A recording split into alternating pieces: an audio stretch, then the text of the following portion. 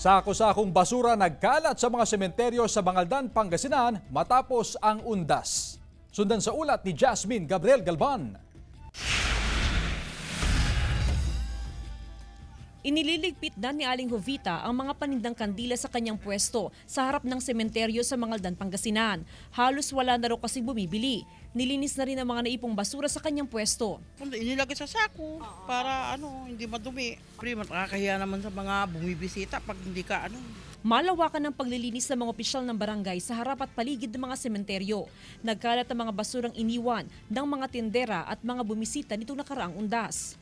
Para wala silang masabi doon sa mga baranggayan. Ang mga nakokolektang basura dinadala sa transfer facility ng bayan. Pinapahot yung mga basura na sa loob ng kampusan. Opo, pinagsabihin na yung mga nagtitinda na yung basura nila, ilalagay sa sako para madali naming pick upin. Tuloy-tuloy ang paglilinis hanggang mahakot lahat ang mga basura sa sementeryo.